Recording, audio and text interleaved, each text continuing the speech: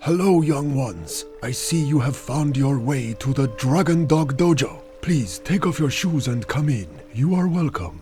My name is Tomato Yoshi, and should your heart be open and good, I will be your sensei. For many years I have lived in the shadows, training my sons in the ways of ninjutsu. I have tried to prepare them for the worst that the world has to offer, hoping it would never come. But we are running out of time. Our family is strong. I only hope that we are strong enough. Greetings, cyber rats and citizens of the interwebs. This is Sensei ReN'Dog coming at you in another Minecraft episode from the HermitCraft server. Actually, it's not the HermitCraft server. It is my creative test world, and I really wish it was the HermitCraft server because this, my friends, is our first major build for our Dragon City mega project back in the Fantasy District. It's a dojo. It looks freaking sweet, and, well, it's looked after by this rat fellow face man thing. Well, you're probably wondering what all of this giant rat business is about, guys, and, well, you can blame Star274, who sent me this skin on Twitter after a live stream a few days ago. As we saw in the previous episode, we've got some Ninja Turtles in the sewer. That inspired Star to make me this skin, and last night, as I was falling asleep, I suddenly had an idea of bringing Splinter, who is the father of the turtles, who can all speak English and all love pizza, and, well, let's not ask any questions, guys. You know, it's not worth the fight. Anyhoozle, guys, welcome to my creative test world, and a first look at the Dragon Dog Dojo. This bad boy is going to become our first project over at our Dragon City mega base. And it actually has a function to it. It is going to be a place where I'm going to be automagically harvesting sugarcane, because I figure if we're making a Dragon City, we should probably be making rockets or fireworks or something along those lines. And while this dojo is going to be automatically farming the sugarcane, it is also going to be acting as an actual dojo where fellow hermits can come and battle each other with these various weapons that I have showing over here. Now, it took me a good couple of days to finalize this build in creative, guys, and it's probably going to take me a very long time to translate it into survival, mostly because we need a lot of this stuff. This is red nether brick, and a ton of you guys have been suggesting in the comments of the mega project that we should be using some red in the build, right? We are working on an oriental style mega build, and well, I think it looks absolutely amazing. The problem is this is a ridiculously expensive block, and we're going to have to head back to the HermitCraft server and do a ton of resource gathering to kick things off today, because if red nether brick is going to become a major block in the mega build, we're gonna need an absolute butt ton of it. Good thing for us, we've got a shopping district on this server, where hopefully we should be able to get all of the red nether brick action that we require. Although we are gonna need some diamonds for that, and, well, yesterday I may or may not have spent a lot of diamonds on a shulker box of mending books, and by may or may not, I mean yes, I did.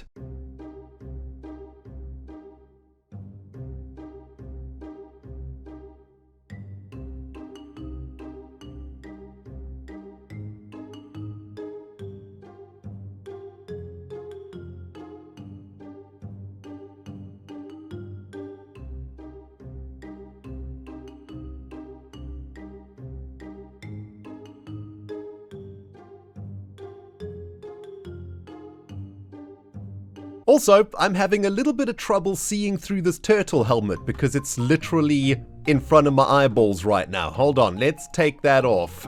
That's a lot better. Also, slightly disturbing that my helmet is made out of bits of my children. Looks like a bunch of shenanigans are going down in Hermitville right now, guys.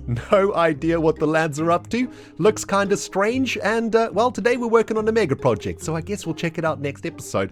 I do need some diamonds though, and I'm hoping we've made some sales over here in Big Logs Incorporated. Also, I have no idea why I bought 32 mending books. I just couldn't resist the bargain, okay? It was just too good of a deal from Iskal. So thank you, Iskal, for the 32 mending books. Does anybody want to buy some mending books? Oh, we be cooking with gas today, my dudes. Check out the bling blangs in big logs. Totally sold out of spruce. Amazing. Oh my goodness. Totally sold out of dark oak wood logs. A few jungle sales over here too. How about acacia? Yeah, a couple of those have also sold. How about birch? Oh my goodness. Guys, this has been an insane bit of profiting. Another full sale chest of the oak variety, bringing us up to 64 plus 32 diamonds. And also, I've got a little secret stash over here, guys. Over the last few weeks, I have been collecting the profits of big logs. Look at that. 2 stacks and 54. Now that's what I'm talking about, baby. Well, my diamond wallet is literally bursting at the seams, and it's time to spend some cash in the shopping district. Got myself a couple of recyclable shopping bags. First stop is at Warts, Quartz, and Shorts because it sells warts and I need lots of those. So 1 diamond for 64 sounds like a bargain. More like warts, quartz, and noughts. Am I right? Because there's 0 warts, there's naught warts. Luckily, there's another shop on the server that sells red nether bricks. It's Concorp's Bricklayer's shop, and I'm hoping we could get at least a double chest of red nether bricks from here.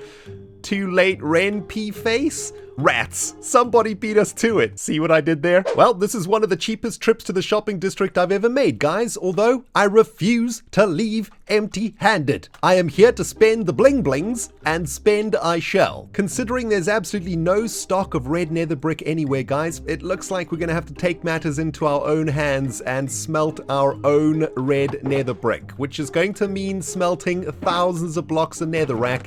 And for that to happen, we need to stock up on some fuel for our auto furnace, and well, hopefully we can get that bad boy fired up a little bit later in the episode. But there you go, Azuma, enjoy the bling blings, my man. Now that, my fellow ninja dogs, is a very curious sight indeed.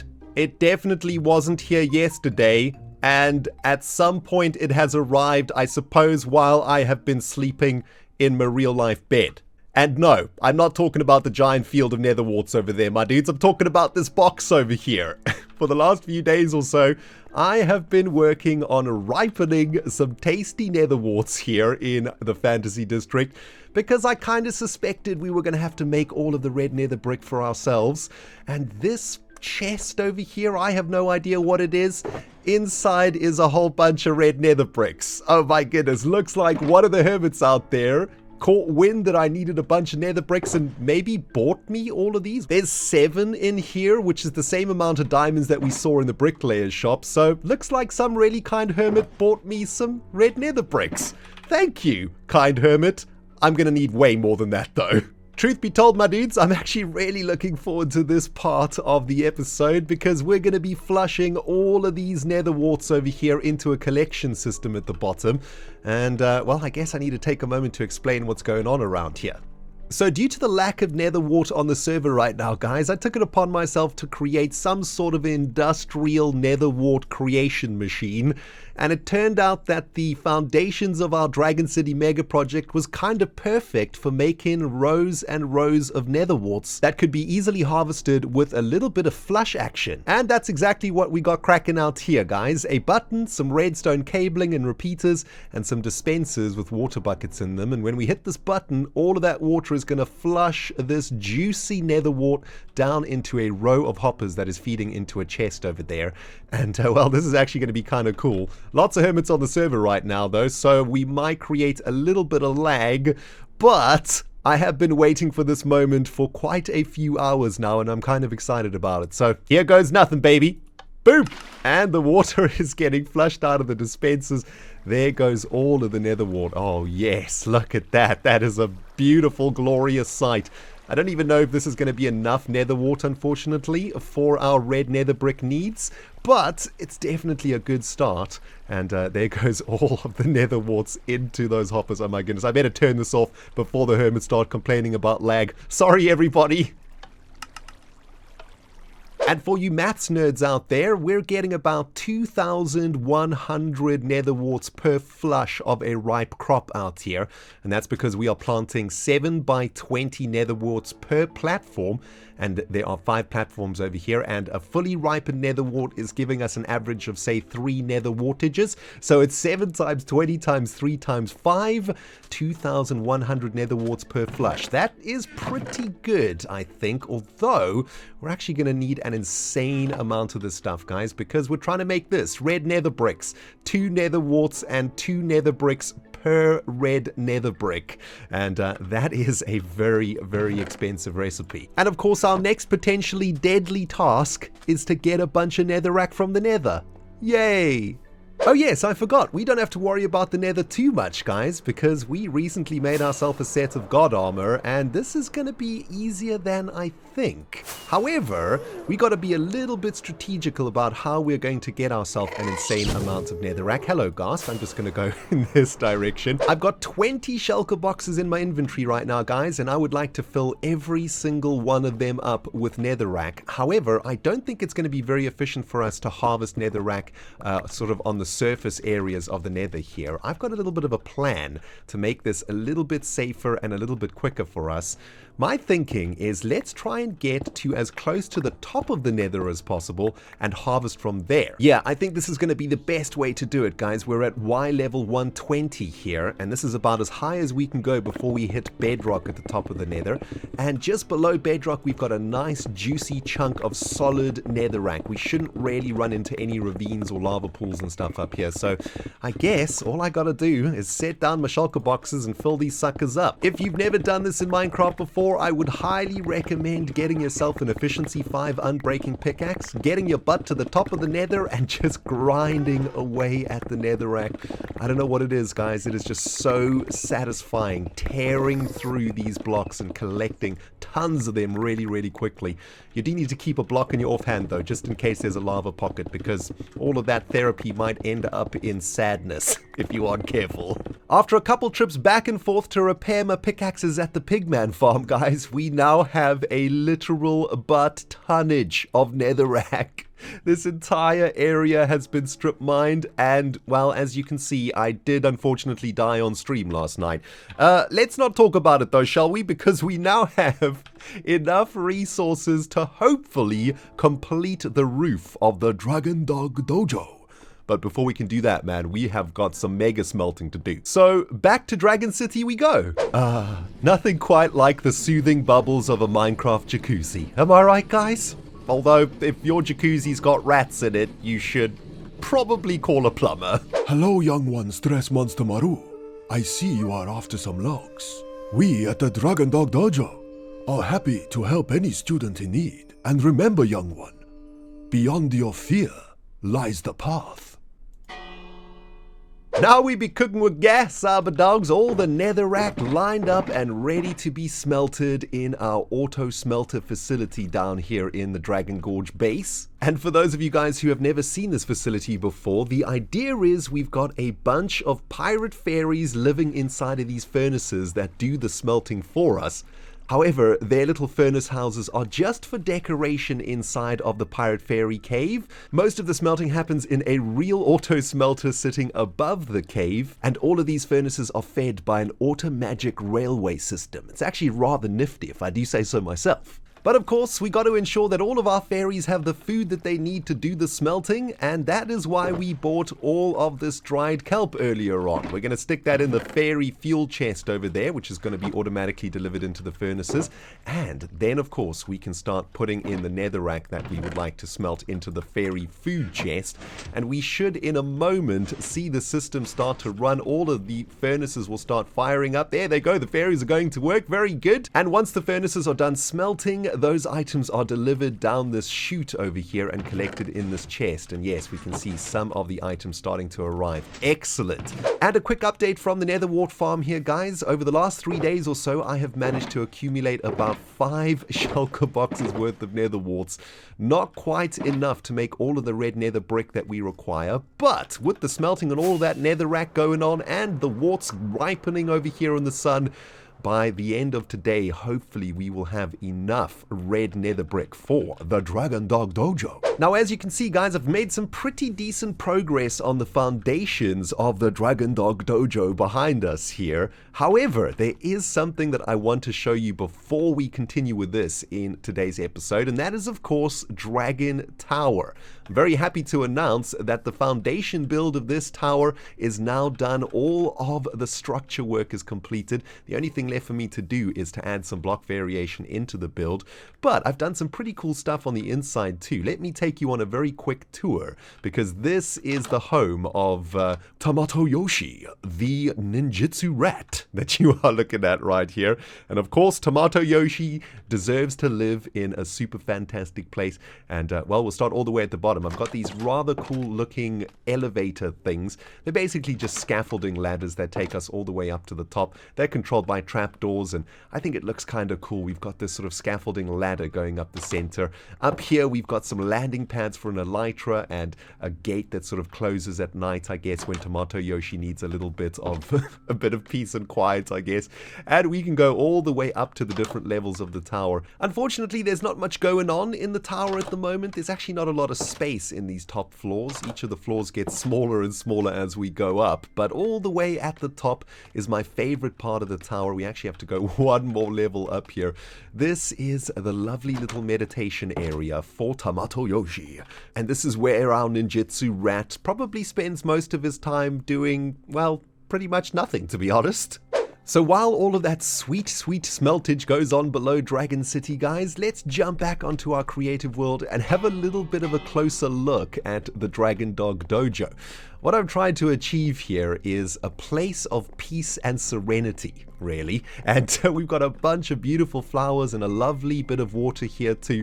And of course, this build is 100% Feng Shui compliant. It is perfectly symmetrical, and it has a massive wall going around the center mat, I think is what it is called. And this is, of course, where the hand-to-hand combat happens. But more importantly, this build is actually going to do something for us. It is going to grow sugarcane, and that sugarcane is going to be automatically collected. And in Dragon City, we are going to be creating our own fireworks eventually. And this is the first part of it, right? We need to get paper out of the sugarcane. Now, in this initial sketch of the Dragon Dog Dojo, these sugarcane farms are not actually functioning. They are just there for visualization so that we could see what the final build will look like. But on the HermitCraft server, we need to do things the other way around. We need to get our redstone installed first so that we can then build around it, just in case we need to do some adjustments to the walls over here to fit in the redstone. So I tell you what, guys, let's hop back onto the HermitCraft server and back to our dojo foundations, and let's see if we can get some of this jazz installed. You know, even though we are at the foundation stages of the Dragon Dog Dojo project, guys, there is something about the synergy of these sugarcane farms that really pleases this rat face. I don't know what it is, but I think the symmetry already showing in these foundations is definitely giving me some Feng Shui vibes of what Dragon City is eventually going to look like. And, well, I am super excited. I've gone ahead and installed a bunch of these very simple sugarcane farms over here. And, of course, the way that they work is rather nifty. We've got our sugarcane growing in this position. There's a water source underneath that red block there. And when the sugarcane grows in front of that observer block, it fires a little redstone signal into this block, which then triggers the piston over here. But we're going to have to figure out a rather smart way to collect all of the sugarcane without creating too much lag. We've already got a couple of sugarcane machines installed in this area. This thing is called a sugar dragon, and the way that it works is very similar, except that underneath that sand, or should I say within that sand, is a hopper minecart that is collecting the sugarcane. That type of collection mechanism, though, is not very lag friendly on the server, and as we've got, I think, 12 sugar dragons here now, I don't want to add any more lag to the server. So I think what we have to do is find a much more lag friendly way to collect this sugarcane. And, well, the best way that I can think of is to create a Minecraft track that runs in a big circle underneath all of these sugarcane farms. And what I would also like to do is try and find a way to make the hopper minecart that will be collecting the sugarcane not always be running. I don't want there to be a lot of noise in this area. You know, this dojo is about peace and enlightenment, and we don't want the sound of a minecart running all the time. So I got a pretty interesting idea for this.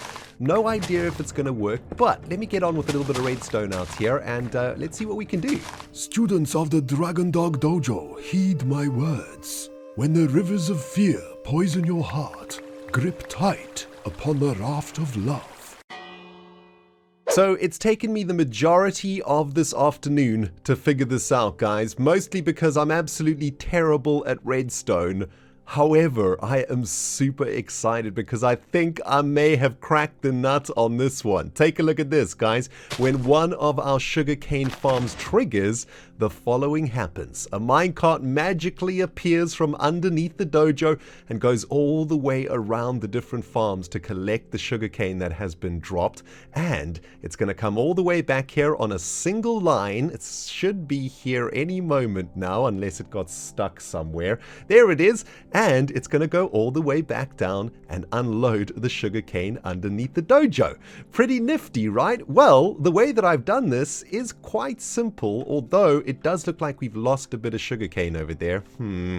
Not sure what we're going to do about that. Maybe one of you smart guys can help me with that one. But we have got a hopper over here, of course, underneath our observer block sugarcane factory. And when the minecart hopper goes underneath that, it will suck the sugarcane from the hopper. Then we've got a very simple powered rail system sending the hopper minecart all the way around the dojo to collect the sugarcane. And here's the bit I'm most proud of, guys. Although it is going to mean we'll need to make the wall of our dojo a little bit thicker here, but whenever one of our sugar dragons out there triggers, we're going to be sending a signal via a very long repeater-based redstone cable into an underground network of redstone cables that is going to run all the way into a singular position over here, which is the trigger for the minecart. That's going to send the minecart on its way to collect the sugarcane. And that minecart sits on a hopper, sucking up the sugarcane that the minecart has collected. And of course, the reason we've done it that way is to prevent the minecart running all of the time. Now it's only going to get going when one of the sugar dragons triggers. So that's pretty cool. We're going to get a sort of on-off situation going here. And every now and then we'll hear the sound of the minecart, which I think is going to be pretty cool. Also, a lovely little nifty thing over here. We've got a detector rail just outside of this junction. And as soon as that minecart hits that detector rail, it'll actually switch that position over there. And it'll mean that the minecart can go back down into its original position. So we only have to have one line of rails going around. We don't have to have a double lane here. So that is pretty snazzy. And well, I don't really know if there's a better way to do this, but I'm pretty proud of it. And the dojo is coming along pretty nicely. I just have a lot of sugar dragons to make now. And all of that redstoning awesomeness is unfortunately going to have to wait for the next episode, guys, because it looks like we're running out of time in this one, and I have spent 3 days on this episode so far. I do want to get it edited and out to you guys ASAP. But a little bit of good news for the end of the episode. All of that nether rack that I ripped out of the nether a few days ago has now been smelted. It took about 4 hours or so in total for our auto smelter to do it, but we are going to be able to start making red nether brick out the wazoo, baby. Look at all this nether wart incoming from our little farm and all other bricks ready for transformation. Beautiful. Yeah, well, that's going to do it for today, guys. I'm going to start making myself some red nether brick over here. This feels so good. All of our things coming together in order for us to make the resources that we need. So expensive though, right? It kind of hurts the soul. But that's going to do it for me on the HermitCraft server today, guys. I hope you have enjoyed the episode. And if you have, please smack that like button like nobody's business. If you haven't subscribed yet, well, subscribe for Tomato Yoshi and the Dragon Dog Dojo, because things are cooking up around here, baby. We'll smell you all the next episode. Thank you, young ones, for visiting the Dragon Dog Dojo today. I am your sensei, Tomato Yoshi, and I am always here to help. Remember, young ones, behind the wall of fear in your heart is an ocean of love. Konnichiwa!